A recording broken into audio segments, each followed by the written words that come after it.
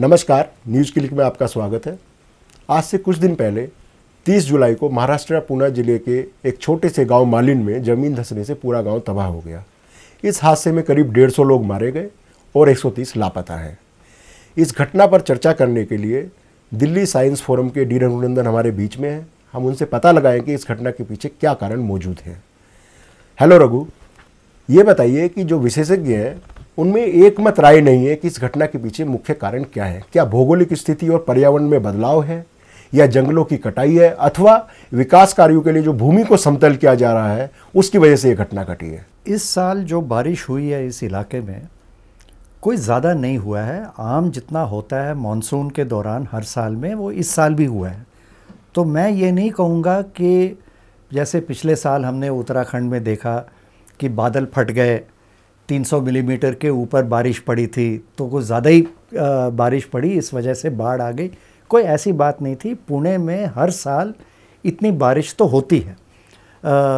और इसकी अब की बार Indian Meteorological Department plus America के भी एजेंसीज़, नासा के भी एजेंसीज़ अपने वेबसाइट में भी कहा था कि यहाँ पे बारिश होगी इतनी, और भूस्खलन के गुंजाइश है। तो लैंडस्लाइड हो सकते थे, ये पता था, क्योंकि इतनी बारिश आम तौर से इस हर साल मानसून के दौरान होता है। तो मैं तो ये मानता हूँ कि हाँ, जब भी भूस्खलन होगा, लैंडस्लाइड्स होंगे, वो बारिश अधिक होने के वजह से होता है। मिट्टी ढीली हो जाती है, पहाड़ यहाँ के सह्याद्री के हैं ही नाजुक। पर इसके अलावा जो इन्होंने यहाँ पे कई प्रकार के विकास के काम किए हैं, कंस्ट्रक्शन का काम किया है, पेड़ों को काटा है, गिराया है, वो ज़्यादा कारण है इस लैंडस्लाइड के। अगर वो ना हुआ होता तो ये बारिश शायद सह लेती उस इलाके के एरियाज़ में। सरकारी सूत्रों के मुताबिक यहाँ पे तकरीबन 38,000 पेड़ काटे गए हैं इस पूरे इलाके में। पर वहाँ के लोकल, अगर आप एनजीओ से बात करेंगे, लोकल पंचायत के लोगों से बात करेंगे, उनका अनुमान है कि तकरीबन शायद 3 लाख पेड़ यहाँ पे काटे गए। और अगर आप पेड़ों को काटोगे पहाड़ों पे, तो पेड़ के जो जड़ हैं, मिट्टी को जो पकड़ के रखते हैं, वो अगर ढीला हो गया पेड़ को काट के, तो मिट्टी तो वहाँ पे फिसलेगी, लैंडस्लाइड तो होगा ही होगा। और ऊपर से यहाँ इस गांव के ऊपर की जो पहाड़ी है, यहाँ पे एक महाराष्ट्र सरकार की एक स्कीम है जिसके अंतर्गत वो जो लोकल लोग हैं उनको पहाड़ों को काट के खेती के लिए ज़मीन तैयार करके उनको दिया जाता है। और इस काम में जो पहाड़ को काटने का काम किया है, वो भी बड़े अंधाधुंध तरीके से उसको काटा है। उसमें बहुत हेवी भारी मशीनों को चलाया है, बुलडोज़र को चलाया है, मिट्टी को निकाला है, जिस वजह से जितना पूरा वहाँ पे स्थिरता होनी चाहिए वो नहीं है पहाड़ी में, और उसको काट के उससे और भी मतलब ये बड़ा है। ऐसा रिपोर्ट किया जा रहा है कि पिछले कुछ सालों से लैंडस्लाइड की छोटी मोटी घटनाएं इस क्षेत्र में घटती रही हैं, और पर्यावरण और वन मंत्रालय ने इस बारे में नोटिस भी भेजा है कि यह इलाका संवेदनशील है और इस क्षेत्र में जंगल का कटाव, पहाड़ खोदना या भूमि समतल करना खतरनाक साबित हो सकता है। बावजूद इसके कि सरकार खुद ये मानती है कि इस तरह की जो गतिविधियां हैं वो गांव वालों के लिए खतरनाक हो सकती है, फिर क्यों इसके खिलाफ कदम नहीं उठाया गया? सरकार को करना चाहिए था। वार्न और इवैक्यूएट की जहाँ तक बात है, हाँ, इस पे अखबारों में भी काफ़ी चर्चा हुई है कि नासा के वेबसाइट में कहा था। भारत के अंदर भी 2-3 एनजीओज़ हैं जिन्होंने अपने वेबसाइट्स पे कहा था कि इस इलाके में ज़्यादा बारिश होगी और लैंडस्लाइड की गुंजाइश है। तो हाँ, इवैक्यूएशन की बात तो हो सकता है, पर मेरा तो ये मानना है कि अगर इस प्रकार के हादसे को रोकना है, पहले उसकी तरफ दिशा जानी चाहिए। हादसा अगर होगा तब जनता को इवैक्यूएट किया जाए, उसका ध्यान शायद हमें बाद में देना चाहिए। पहले तो हमें देखना चाहिए कि ऐसा हादसा हुए ही ना। तो अगर हादसा ना होने के लिए हमें अगर काम करना चाहिए, तो ये जो इलाका है, जैसे आपने कहा, नाजुक इलाका है, पूरी वेस्टर्न घाट्स के इलाके में है ही नाजुक। माधव गाडगिल की कमेटी ने बताया है कि कितने नाजुक हैं, और उस पर उन्होंने क्लासिफाई भी किया है कहाँ पे किस प्रकार के विकास के कार्य होने चाहिए और नहीं होने चाहिए, कितना होना चाहिए। और अगर आपको ये पता है तो सेंसिटिविटी के मुताबिक कितना नाजुक है इलाका, उसके मुताबिक पर्यावरण के हिसाब से फिर आपको अपने योजनाएं बनानी चाहिए।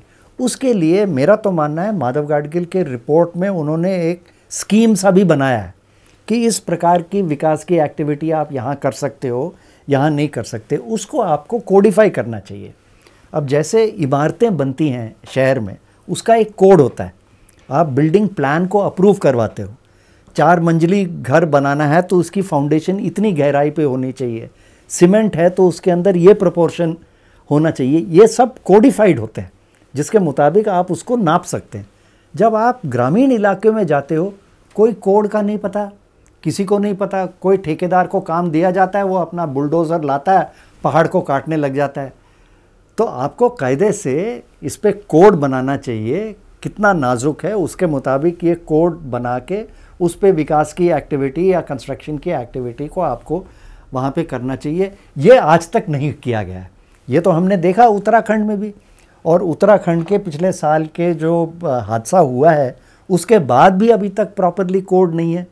उत्तराखंड में भी जब सड़कें बनी हैं, अंतर्राष्ट्रीय कोड अवेलेबल है कि अगर नाजुक है पहाड़ तो किस प्रकार की बिल्डिंग एक्टिविटी आपको करनी चाहिए, अगर आप सड़कें बना रही हैं तो कैसे करनी चाहिए, मलबा जो निकलता है उसका क्या होना चाहिए, हर चीज़ का कोड होता है, एक प्रोसीजर होता है।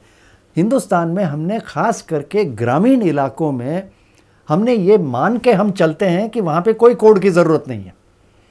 कोड हम केवल देखते हैं शहरों में, और वहाँ पे जब इमारत कभी गिरता है तो जो ठेकेदार है उसका गला पकड़ते हैं। पर जिस अफसर ने उस ठेकेदार को परमिशन दी उसके बारे में हम कुछ नहीं करते। अफसर के पीछे बैठे हुए जो राजनीतिक मंत्री हैं जिन्होंने योजना बनाई होगी उसको हम कुछ नहीं कहते। और यहाँ पे भी किसी न किसी ने तो परमिशन दिया होगा। तो हमें पूछना चाहिए कि ये मैं सज़ा की बात नहीं कर रहा हूँ, पर परमिशन किसी भी विकास के एक्टिविटी देने से पहले उसका पहले एक प्रोसीजर होना चाहिए कि क्या करते हो। अगर इमारत बना रहे हो, हम उसके लिए अगर कोड फॉलो करते हैं तो ग्रामीण इलाकों में भी, पहाड़ी इलाकों में भी हमें किसी कोड को फॉलो करना चाहिए। तो मेरा ये मानना है कि सबसे पहले अगर हमने कुछ सबक सीखा है पिछले साल के उत्तराखंड के हादसे के बाद, वो ये होना चाहिए कि हर कंस्ट्रक्शन एक्टिविटी, विकास की एक्टिविटी, ख़ास करके जब पर्यावरण में सेंसिटिव इलाका है, नाजुक इलाका है, तो उसमें प्रॉपर प्रोसीजर क्या होना चाहिए उसको कोडिफाई करके रखना चाहिए, और उस कोड को मॉनिटर करने वाला वो भी डेजिग्नेट करना चाहिए कि कौन है इसको देखने वाला। रघु, जैसा कि आपको मालूम है, मोदी सरकार विकास के नाम पर सत्ता में आई है और पूरी देश की जनता के सामने उन्होंने विकास का एक ख्वाब खड़ा करके रख दिया है, और उन्होंने ये वादा किया है कि विकास के रास्ते में पर्यावरण को वो आड़े नहीं आने देगी। क्या इससे पर्यावरण को क्षति नहीं होगी, नुकसान नहीं होगा? मेरे को ज़्यादा उम्मीद नहीं है कि इस प्रकार के हादसे से हम कोई मेजर सबक सीखेंगे और हम विकास और पर्यावरण के रिश्ते के बारे में कोई नई प्रकार की सोच। अभी भी जो हादसा हुआ है उसमें सिर्फ हमने देखा है कि रिलीफ के बारे में बात कर रहे हैं, थोड़ा सा कॉम्पनसेशन के बारे में बात हो रही है, पर इसके बारे में कि पुनर्विचार इस पे किया जाए कि विकास किस प्रकार से किया जाए, कैसे किया जाए, उसके लिए नियम कानून कैसे बनाए जाएं, इसके बारे में आज तक मैंने नहीं देखा। जब उत्तराखंड में इतनी बड़ी हादसे के बाद वहाँ पे भी जब ये नहीं हुआ तो मुझे ज़्यादा उम्मीद नहीं है कि यहाँ पुणे के बाद ये किया जाएगा।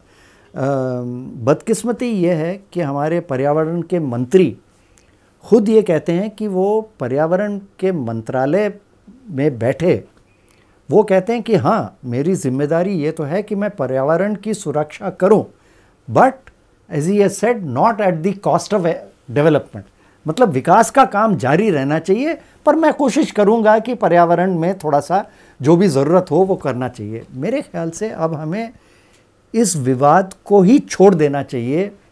पर्यावरण और विकास, क्या ये दोनों साथ चल सकते हैं? मेरे ख्याल से हमें ये सवाल उठाना चाहिए कि जब पर्यावरण को इस प्रकार से नष्ट किया जाए, और ये केवल कुछ पेड़ या कुछ जानवर की बात नहीं है, इससे तो इंसान के जीवन जा रहे हैं, उनके घर जा रहे हैं, रहन सहन जा रहा है। तो ये पर्यावरण को नष्ट नहीं कर रहे केवल, ये जिंदगी लोगों की छीन रहे हैं। तो क्या हम इसको विकास कह भी सकते हैं क्या? ये हमें सवाल उठाना चाहिए। शुक्रिया रघुनंदन जी, आज के लिए इतना ही। नमस्कार।